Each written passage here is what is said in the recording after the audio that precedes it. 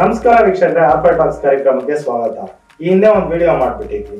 ಗೌರಿಬಿದನೂರು ತಾಲೂಕಿನ ಸಾಮಾಜಿಕ ಹೋರಾಟಗಾರರಾದ ಪುಟ್ಟರಂಗಯ್ಯ ಅವ್ರದ್ದು. ಏನಾಯ್ತು, ಅದು ತಹಸೀಲ್ದಾರ್ ಗಮನಕ್ಕೆ ಎತ್ಕೊಂಡೋಗಿ, ಅಧಿಕಾರಿಗಳ ಗಮನಕ್ಕೆ ಎತ್ಕೊಂಡೋಗಿ ಅಂತ ಕೇಳ್ತಾ ಇದ್ರು.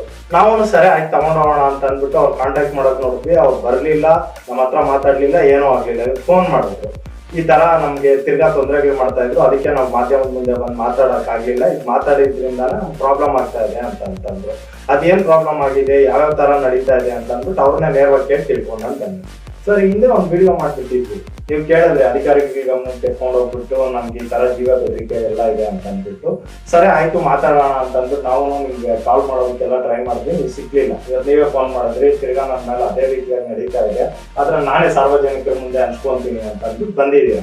ಇಷ್ಟ ದಿನ ಯಾಕೆ ಬರ್ಲಿಲ್ಲ, ಏನೇನ್ ನಡೀತು ಅಂತ ಅಂದ್ಬಿಟ್ಟು ನೀವೇ ತಿಳಿಸ್ಕೊಡಕ್ಕಾಗುತ್ತಾ? ಸರ್ ಆಯ್ತು, ತಿಳಿಸ್ಕೊಡಿ ಸರ್. ಮೊನ್ನೆ ನನ್ನ ಫ್ಯಾಮಿಲಿ ಪ್ರಾಬ್ಲಮ್ ಬಗ್ಗೆ, ಸೈಟ್ಗಳು ಮನೆಗಳ ಬಗ್ಗೆ ಒಂದು ವಿಡಿಯೋ ಮಾಡಿದ್ದೆ. ಆ ಸದರಿ ವಿಡಿಯೋ ವಿರುದ್ಧವಾಗಿ ಈಗ ನನ್ನ ಮೇಲೆ ಷಡ್ಯಂತ್ರ ಮಾಡ್ತಾ ಇದ್ದಾರೆ. ಏನು ಮಾಡಿದ್ದಾರೆ ಅಂದರೆ, ದಿನಾಂಕ 15/11/2025 ಗ್ರಾಮ ಪಂಚಾಯತಿ ಅಭಿವೃದ್ಧಿ ಕಾಮಗಾರಿಗೆ RTI ಕಾರ್ಯಕರ್ತನ ಕಾಟ ಅಂತ ಹೇಳ್ಬಿಟ್ಟು ಸಂಯುಕ್ತ ಕರ್ನಾಟಕ ಸಮಾಚಾರ ಗೌರಿಬಿದನೂರು ಇವರು ಪತ್ರಿಕೆಯಲ್ಲಿ ಪ್ರಕಟಣೆ ಮಾಡುವಾಗ ಮೂಲ ದಾಖಲೆ ಏನಿದೆ, ಏನ್ ತೊಂದರೆ ಮಾಡಿದ್ದಾರೆ ಅಂಬೋದು ಇವ್ರು ಪರಿಶೀಲನೆ ಮಾಡೋದಿಲ್ಲ. ಇವ್ರು ಸುಮ್ನೆ ನನ್ನ ಮೇಲೆ ಸುಳ್ಳು ಹಾಕ್ಬಿಟ್ಟಿದ್ದಾರೆ. ಇದನ್ನ ಒಂದು. ಎರಡನೇದೇನು ಅಂತಂದ್ರೆ, ಮಾಹಿತಿ ಹಕ್ಕು ಕಾರ್ಯಕರ್ತನೆಂದು ಸ್ವಯಂ ಘೋಷಿಸಿಕೊಂಡು ಪುಟ್ಟರಂಗಪ್ಪ ನಮಗೆ ಅನಗತ್ಯ ಕಿರುಕುಳ ನೀಡುತ್ತಿದ್ದಾರೆ ಎಂದು ರಮಾಪುರ ಗ್ರಾಮ ಪಂಚಾಯತಿ ಸದಸ್ಯ ನಾರಾಯಣಪ್ಪ ಆರೋಪಿಸಿದ್ದಾರೆ. ಬಟ್ ಇವರು ನಮ್ಮೂರ್ನವರೇ ಅಲ್ಲ, ಮೂಲ. ಇದನ್ನ ಹೆಸರು TN ನಾರಾಯಣಪ್ಪ ಅಂತ. ಇದನ್ನ ಮಧುಗಿರಿ ತಾಲೂಕು ತೆರೂರು ಗ್ರಾಮದವನ. ಈತನ ಬಂದು ನಮ್ಮ ರಮಾಪುರದಲ್ಲಿ ಮದುವೆ ಆಗಿ ಇಲ್ಲೇ ಇರೋನ, ಇಲ್ಲೇ ಇದ್ದು 3 ಮೆಂಬರ್ ಆಗಿರೋನು, ಪಂಚಾಯತಿ ಮೆಂಬರ್.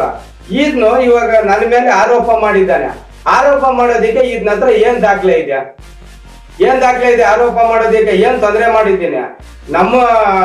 ನಮ್ಮ ರಮಾಪುರ ಗ್ರಾಮಕ್ಕೆ ಶಾಸಕರ ಕ್ಷೇತ್ರದ ಅಭಿವೃದ್ಧಿ ನಿಧಿಯಿಂದ 40 ಲಕ್ಷ ಶಾಂಕ್ಷನ್ ಆಗಿತ್ತು. 40 ಲಕ್ಷ ಶಾಂಕ್ಷನ್ ಆಗಿದ್ರೆ ಅದಕ್ಕೆ KDLRನವರು ಹಿಂದೆ ಎಸ್ಟಿಮೇಟ್ ಮಾಡಿದ್ರು 40 ಲಕ್ಷಕ್ಕೂ.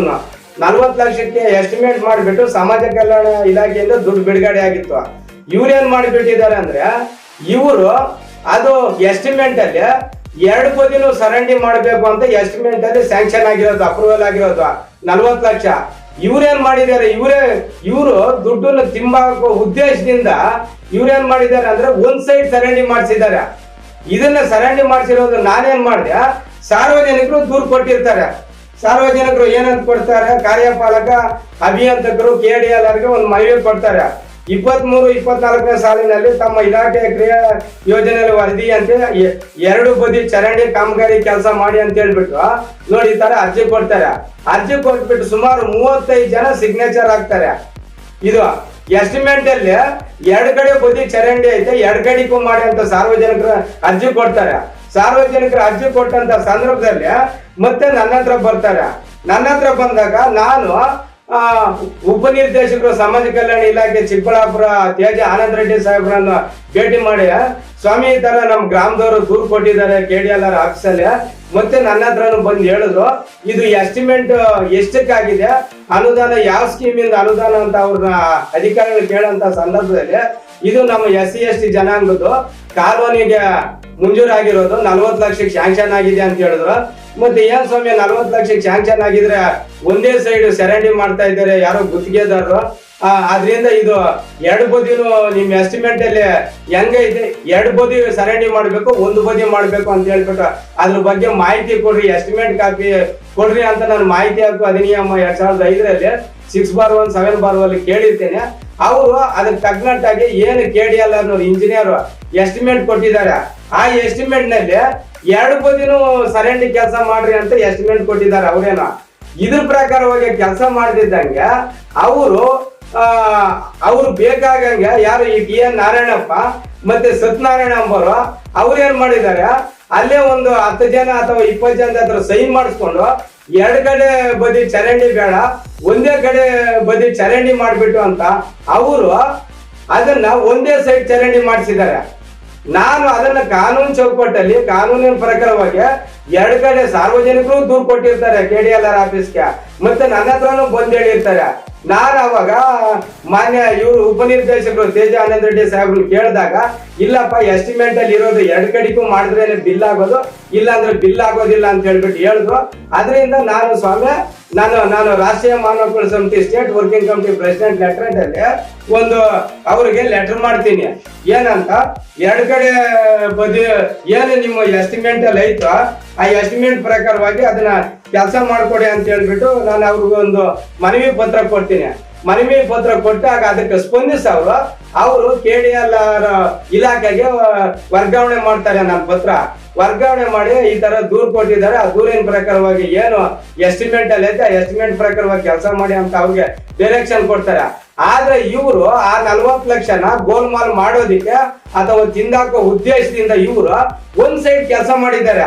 ಬಟ್ ಕಾನೂನು ಫಸ್ಟ್ ಎಸ್ಟಿಮೇಟ್ ಅಲ್ಲಿ 2 ಕಡೆಗೂ ಮಾಡುವಂತ ಐತೆ. ನಂದು ಏನ್ ತಪ್ಪು ಐತಿದು? ಇಷ್ಟಕ್ಕೂ ಅದನ್ನ ತಡೆ ಒಡ್ಡಿದ್ದಾರೆ ಅಂತಾರೆ. ನಾನು ಯಾರು ತಡೆ ಒಡ್ಡೋದಿಕ್ಕೆ? ನನಗೂ ಅದಕ್ಕೆ ಏನ್ ಸಂಬಂಧ? ಇದು ನನ್ನ ಮೇಲೆ ಸುಳ್ಳು ಆರೋಪ ಮಾಡಿದ್ದಾರೆ ಅವರು. ಅದರಿಂದ ಆಮೇಲೆ ಇವನು ಇನ್ನೊಬ್ಬನು ಮಾತಾಡ್ತಾನೆ, ಯಾರು ಅದೇ ಗ್ರಾಮದ ನಿವಾಸಿಯಾದ ಸತ್ಯನಾರಾಯಣ ಅಮ್ಮನ್ ಮಾತಾಡ್ತಾನೆ. ಏನ್ ಮಾತಾಡ್ತಾನೆ ಅಂದ್ರೆ, ನಾರಾಯಣಪ್ಪನವರ ಸೋದರ ಸತ್ಯನಾರಾಯಣ ಮಾತನಾಡಿ ಗ್ರಾಮಸ್ಥರು ಮುಗ್ಧರು, ಹಲವು ಮಂದಿ ಅನಕ್ಷರರು ಇದ್ದಾರೆ. ಅವರಿಗೆ ಕಾನೂನು ಹೆಸರಿನಲ್ಲಿ ಎದುರಿಸಿ ತೊಂದರೆ ಕೊಡುತ್ತಿದ್ದಾರೆ. ಏನ್ ತೊಂದರೆ ಕೊಟ್ಟಿದ್ದೀನಿ ಅವ್ರಿಗೆ? ನೀವು ದಿನಾಂಕ 15/11/2025 ನನ್ನ ತಾತನ ಮನೆ ನೀವು ಮೀಟಿಂಗ್ ಮಾಡಿರೋದು, ಸಭೆ ಸೇರಿದವರ ನನ್ನ ತಾತನ ಹೆಸರಿನಾಗಿರೋದು ಅಕ್ರಮವಾಗಿ ತೊಳಸಮ್ಮ ಶ್ರೀರಾಮಯ್ಯ ಅವರು ಅಕ್ರಮವಾಗಿ ಖಾತೆ ಮಾಡ್ಕೊಂಡಿರೋ ದಾಖಲೆ ಪಂಚಾಯತಿಂದ ಕೊಟ್ಟಿದ್ದಾರೆ. ಆ ಖಾತೆನ ತೊಳಸಮ್ಮ ಖಾತೆ ಮಾಡ್ಕೊಂಡಿರೋದು ದಿನಾಂಕ 11/6/2012 ಮುನೋಜಿರಾವ್ ಸೆಕ್ರೆಟರಿ ಸಾಹೇಬರು ಸಾಮಾನ್ಯ ಸಭೆನಾಗ ಇಟ್ಟುಕೊಂಡು ರದ್ದುಪಡಿಸಿದ್ದಾರೆ. ರದ್ದುಪಡಿಸಿರೋದನ್ನ ತಿರ್ಗ ಇದನ್ನ 2020-21 ಅನಧಿಕೃತವಾಗಿ ಅರ್ಜಿ ಕೊಟ್ಬಿಟ್ಟು ಒಬ್ಬ ಸೆಕ್ರೆಟರಿ ಹಿಡ್ಕೊಂಡು ಅವನಿಗೆ ದುಡ್ಡಿನ ಅಂಶ ಒಡ್ಬಿಟ್ಟು ನೀವು ಅಕ್ರಮವಾಗಿ ಫೋರ್ಜರಿ ದಾಖಲಾತಿಗಳನ್ನು ಸೃಷ್ಟಿ ಮಾಡ್ಕೊಂಡು ತಿರ್ಗ ತೊಳಸಮ್ಮನ ಹೆಸರು ಖಾತೆ ಮಾಡಿಸ್ಕೊಳ್ತೀರಾ. ಖಾತೆ ಮಾಡಿರೋ ಅಧಿಕಾರಿ ಯಾರು? ಕಾರ್ತಿಕ್ ಅಂತ. ಅವರು ಆ ಪಂಚಾಯತಿ ಅಧಿಕಾರಿ ಕಾರ್ತಿಕ್ ಅಂತ ಅಕ್ರಮವಾಗಿ ಖಾತೆ ಮಾಡಿರೋದು. ಅದರಿಂದ ಇದು ನನ್ನ ಜಾಗ. ಇಷ್ಟಕ್ಕೂ ನೀವು TN ನಾರಾಯಣಪ್ಪ ಬಂದು ಅಲ್ಲಿ ಮೀಟಿಂಗ್ ಬೆಳಗ್ಗೆ ಸಾಯಂಕಾಲ ಮೀಟಿಂಗ್ ಮಾಡೋದಕ್ಕೇನು? ಯಾರ TN ನಾರಾಯಣಪ್ಪ ಒಂದು ಮನೆ ಇಲ್ವಾ, ಹೊಲ ಇಲ್ವಾ? ಅವ್ರ ಮನೆ ಇಲ್ವಾ, ಹೊಲ ಇಲ್ವಾ? ಬಂದು ನಮ್ಮ ಮನೆ ಹತ್ರ ಬೆಳಗ್ಗೆ ಸಾಯಂಕಾಲ ಯಾಕೆ ಮೀಟಿಂಗ್ ಮಾಡ್ಬೇಕಾಯ್ತು? ಆಮೇಲೆ ಇವನು ಸತ್ಯನಾರಾಯಣ ಅಮ್ಮನು ನಮ್ಮ ಜಮೀನ್ ಪಕ್ಕದವನು, ಇವನು ನಮ್ಮೂರವನು. ಇವನು ಈ ತರ ಆರೋಪ ಮಾಡೋದಿಕ್ಕೆ ಏನ್ ತೊಂದರೆ ಕೊಟ್ಟಿದ್ದೀನಿ ಅವ್ರಿಗೆ? ಇದ್ರಲ್ಲಿ ನಿಮ್ ಜೊತೆನಾಗೆ ಕುತ್ಕೊಂಡಿದ್ದಾರೆ ಯಾರು? ಚಿಕ್ಕಪ್ಪಯ್ಯ ಬಿ ನರಸಿಂಹಪ್ಪ. ಇವನೇನ್ ಮಾಡಿದಾನಂದ್ರೆ ಪಾಪನಹಳ್ಳಿ ಗ್ರಾಮ ಸರ್ವೆ ನಂಬರ್ 31 ಅಕ್ರಮವಾಗಿ ಇವನ್ ಖಾತೆ ಮಾಡಿಸ್ಕೊಂಡಿದ್ದಾನೆ. ಸರ್ಕಾರಿ ಗ್ರಾಮ ಠಾಣೆ ಪಾಪನಹಳ್ಳಿ ಊರ್ನೇ ಖಾತೆ ಮಾಡಿಸ್ಕೊಂಡಿದ್ದಾನೆ. ಇವನ್ ಫೋರ್ಜರಿ ಮಾಡಿದ್ದಾನೆ. ಆಮೇಲೆ ಇನ್ನೊಬ್ನು ಶ್ರೀರಾಮ ಸಣ್ಣಪ್ಪ ಹೋಬ್ಳಪ್ಪ ಅಂತಿದ್ದಾನೆ. ಇವನ್ ಕುಟುಂಬಕ್ಕೂ ನಮ್ ಕುಟುಂಬಕ್ಕೂ ಆಗೋದೇ ಇಲ್ಲ, ಇವ್ರಿಗೂ ನಮ್ಗೂ. ಅಂತವ್ರು ಇವ್ರೆಲ್ಲ ಬಂದು ನಮ್ಮ ಆಗಿದ್ದವರು ನಮ್ಮ ಮನೆ ಹತ್ರ ಮೀಟಿಂಗ್ ಯಾಕೆ ಮಾಡ್ಬೇಕು? ಇವ್ರಿಗೂ ನಮ್ಗೇನ್ ಸಂಬಂಧ? ಆಮೇಲೆ ಇನ್ನೊಬ್ಬನು ಇವ್ ಸತ್ಯನಾರಾಯಣ ಅಮ್ಮನು ಇವನು ಮುಗ್ಧ ಜನಗಳು ಅಂತ ಹೇಳ್ತಾನೆ. ಮುಗ್ಧ ಜನಗಳು ಯಾರನ್ನ ಪಾಪನಹಳ್ಳಿ ಗ್ರಾಮನ ಅಕ್ರಮವಾಗಿ ಖಾತೆ ಮಾಡಿಸ್ಕೊಂತಾರ? ಅದನ್ನ ಆ ಟೈಮ್ನಾಗ ಕೇಳಿದ್ದೀನಿ ನಾನು, ಇಲ್ಲ ಅಂತ ಹೇಳಿಲ್ಲ. ಅವ್ರನ್ನೇನ್ ಬೆದರಿಸಿದ್ದೀನಿ? ಏನಿದೆ ಬೆದರಿಸಿರೋದಕ್ಕೆ? ಆಮೇಲೆ ಇದಕ್ಕೆ ಕಾಮಗಾರಿ ಬಿಲ್ ತಡೆ ಒಡ್ಡು ಹಣ ಬೇಡಿಕೆ ಇಟ್ಟಿದ್ದಾರೆ ಅಂತ ಹೇಳ್ತಾರೆ. ಬೇಡಿಕೆ ಯಾರನ್ನ ಇಟ್ಟಿದ್ದೀನಿ? ಯಾವ ಅಧಿಕಾರಿನ ಇಟ್ಟಿದ್ದೀನಿ? ಇಲ್ಲ TN ನಾರಾಯಣಪ್ಪನ ನಾನು ಬೇಡಿಕೆ ಇಟ್ಟಿದ್ದೇನೆ ದುಡ್ಡು ಕೊಡು ಅಂತ, ಇಲ್ಲ ಸತ್ಯನಾರಾಯಣ ದುಡ್ಡು ಕೊಡು ಅಂತ ಬೇಡಿಕೆ ಇಟ್ಟಿದ್ದೀನ? ಯಾರನ್ನ ಇಟ್ಟಿದ್ದೀನಿ ತೋರಿಸ್ರಪ್ಪ ನೀವು. ನಮ್ಮ ಮನೆ ಹತ್ರ ಬಂದು ನೀವು ಮೀಟಿಂಗ್ ಮಾಡೋದಿಕ್ಕೆ ಯಾರು ನೀವು? ನಿಮ್ ಜಾಗನ ಅದು? ನಿಮ್ ಮನೆಯಲ್ಲಿಲ್ವಾ? ನಿಮ್ ಹೊಲುಳಿಲ್ವಾ? ಯಾರೇ ನೀವು ನಮ್ಮ ಮನೆ ಹತ್ರ ಬಂದು ಮೀಟಿಂಗ್ ಮಾಡೋದಿಕ್ಕೆ? ಇಷ್ಟಕ್ಕೂ ನಾನು ದುಡ್ಡು ಯಾರನ್ನ ಕೇಳಿದ್ದೀನಿ? ಯಾವ ಅಧಿಕಾರಿನ ಕೇಳಿದ್ದೀನಿ? ನೀವ್ ಯಾರು ನನ್ನ ಮೇಲೆ ಆರೋಪ ಮಾಡೋದಿಕ್ಕೆ? ನಮಗೂ ನಿಮ್ಗೂ ಸಂಬಂಧ ಏನು? ಮೊನ್ನೆ ನಮ್ಮ ಫ್ಯಾಮಿಲಿ ವಿಚಾರವಾಗಿ ನಮ್ಗೆ ಫೋರ್ಜರಿ ಜಮೀನುಗಳು ಖಾತೆಗಳಾಗಿರೋ ಬಗ್ಗೆ ನಾನು ಮೊನ್ನೆ ಮಾತಾಡಿದ್ದೀನಿ. ನಮ್ಮ R5 ನ್ಯೂಸ್ ಚಾನಲ್ ಸಂಸ್ಥಾಪಕರಾದಂತ ರಘು ಅವ್ರ ಹತ್ರ ನಮ್ಮ ಪ್ರಾಬ್ಲಮ್ ಎಲ್ಲ ಹೇಳ್ಕೊಂಡಿದೀವಿ. ಅದ್ರ ವಿರುದ್ಧವಾಗಿ ಇವನು ನಮ್ಮ ಗ್ರಾಮದ ನಿವಾಸಿ ರಂಗನಾಥ ಎಂಬುವನು ಅವ್ರನ್ನೆಲ್ಲ ಕಲಾಕೊಂಡು ಗುಡ್ಡೆ ಹಾಕೊಂಡು ಈ ತರ ಪ್ರೆಸ್ ಮೀಟ್ ಮಾಡಿಬಿಟ್ಟು ನನ್ನ ಮೇಲೆ ಸುಳ್ಳಾಗಿ ಆರೋಪ ಮಾಡಿಬಿಟ್ಟು ನನ್ನ ಮೇಲೆ ಪತ್ರಿಕೆ ಹಾಕ್ಸಿದ್ದಾನೆ. ಈಗ ಇದನ್ನ ನಾನು ದಿನಾಂಕ 20/11/2025 ಆರಕ್ಷಕ ಉಪನಿರೀಕ್ಷಕರು ಗ್ರಾಮಾಂತರ ಪೊಲೀಸ್ ಠಾಣೆ ಗೌರಿಬಿದನೂರು ತಾಲೂಕಿನಲ್ಲಿ ದೂರು ಸಲ್ಲಿಸಿದ್ದೇನೆ. ಏನಂತ ಸಲ್ಲಿಸಿದ್ದೀನಿ?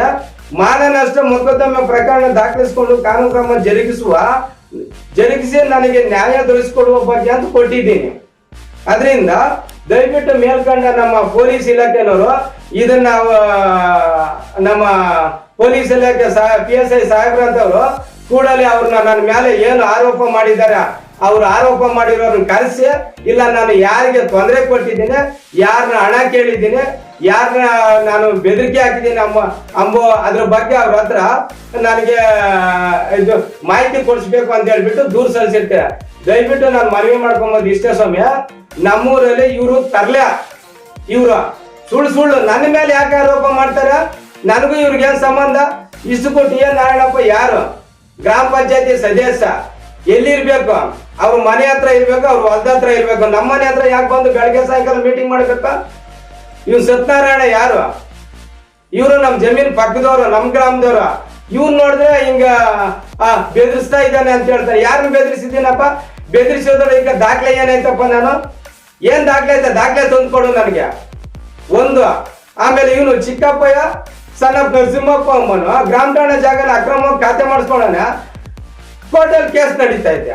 ಆಮೇಲೆ ಇವನು ಯಾರು? ಶ್ರೀರಾಮಪ್ಪ ಹೋಗ್ಲಪ್ಪ, ಇವನ್ಗೂ ನಮ್ಗೆ ಆಗೋದೇ ಇಲ್ಲ, ಇವನ್ ಫ್ಯಾಮಿಲಿಗೂ ನಮ್ಮ ಫ್ಯಾಮಿಲಿಗೂ ಆಗೋದೇ ಇಲ್ಲ. ಇವನ್ ಯಾಕೆ ನಮ್ಮ ಮನೆ ಹತ್ರ ಬರ್ಬೇಕು? ನಮ್ ಸೈಟ್ ಅದು, ನಮ್ಮ ಮನೆ, ನಮ್ಮ ತಾತಂದ. ಇವತ್ತೆಲ್ಲ ನಮ್ಗೆ ಅದ್ರಲ್ಲಿ ಭಾಗ ಐತೆ, ಯಾಕೆ ಬರ್ಬೇಕು? ನಿಮ್ ಮನೆಗಳ ಹತ್ರ ನಾವ್ ಹಂಗೆ ಬರ್ತೀವಿ.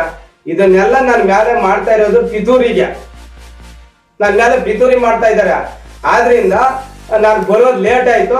ಅದರಿಂದ ಇವತ್ತು ಬಂದು ಇದ್ರ ಬಗ್ಗೆ ನಾನು ತಮ್ಮ R5 ನ್ಯೂಸ್ ಚಾನಲ್ ಸಂಸ್ಥಾಪಕರ ಹತ್ರ ದಯಮಾಡಿ ಸಂಬಂಧಪಟ್ಟ ಅಧಿಕಾರಿಗಳ ಹತ್ರ ಬಂದು ನಾನು ಬೇಡಿಕೆಯನ್ನು ಈಡೇರಿಸ್ಕೊಳ್ಬೇಕು ಅಂತ ಹೇಳ್ಬಿಟ್ಟು ತಮ್ಮಲ್ಲಿ ಕಳಕಳಿಯಾಗಿ ಮನವಿ ಮಾಡ್ಕೊಂಡ್ವಿ.